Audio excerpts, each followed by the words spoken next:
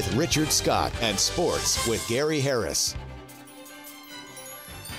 Coming up in home team weather, getting cool again tonight. Temperatures back in the upper 50s in Tuscaloosa, 57 over in Birmingham and Tuscaloosa. How low is the mercury going to get tonight, and what about that weekend forecast?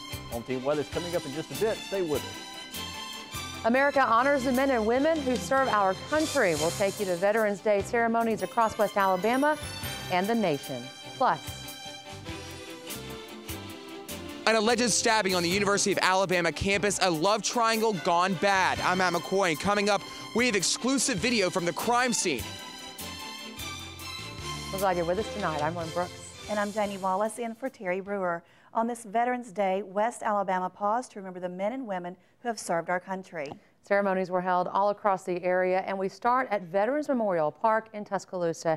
In tonight's top story, the program was sponsored by the Tuscaloosa County Parks and Recreation Authority. The park is a memorial for all veterans of the United States Armed Services. Today's program included presentation of colors, guest speakers, and special music. Veterans from several wars of all ages turned out for today's ceremony. It's been an honor to serve this country. You know, I served for over 20 years, and it was quite an experience. You know, my last tour, that's kind of ended my career. That's when I was nearly injured in Iraq back in '04. But it's been an honor to serve this country, and you know, if I had to do it again, I would do it again. At the Tuscaloosa VA Medical Center, friends, families, and members of the Armed Services gathered to honor West Alabama veterans. Director of Alabama National Cemetery, Quincy Whitehead, delivered the keynote address today. Students from Arcadia Elementary were recognized for their essays, What a Veteran Means to Me. Also, Holt High School's junior ROTC had a ceremony for the fallen. And at the University of Alabama, the Student Government Association and Campus Veterans Association hosted their annual Veterans Day program right there in front of Gorgas Library. Deputy Chief of Staff. It included the national anthem, guest speakers, wreath-laying ceremony, and the playing of taps. According to the university, there are more than 900 students who are veterans, service members, and dependents. One veteran shared with us why this day is so important to him.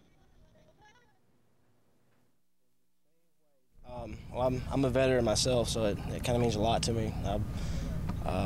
I've lost friends overseas.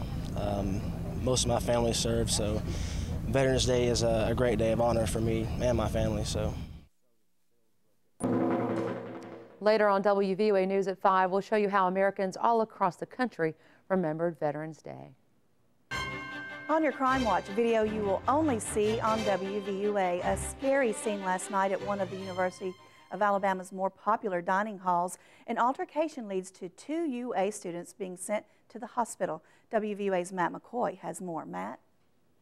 That's right, Janie. According to Captain Lloyd Baker with the Tuscaloosa Metro Homicide Unit, a fight broke out that led to a stabbing at Lakeside Diner around midnight.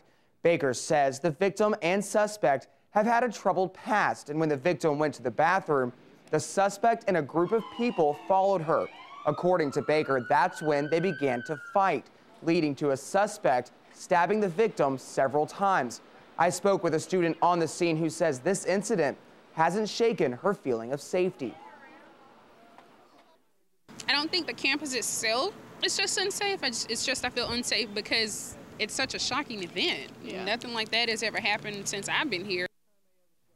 The University of Alabama released this statement today. Quote, the university emphasizes that behavior that is intimidating or threatening or that results in harm to others is not acceptable in any way on this campus, and violations will be dealt with quickly and appropriately, end quote.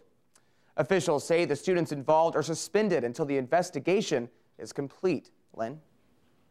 Alabama and Mississippi State will take the field in Starkville tomorrow night, and for fans traveling to that game, they might be in for a surprise.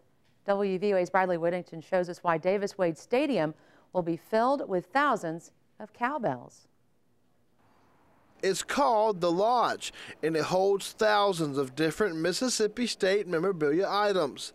It's only been around for about 2 years, but in that time it's earned the reputation for having any and every item associated with Mississippi State. Well, our slogan is we have everything maroon and white, and we try real hard to accommodate to make sure we do, and anything a fan could want.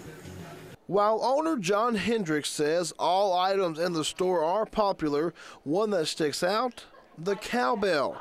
Hearing thousands of cowbells at any Bulldogs football game is considered normal.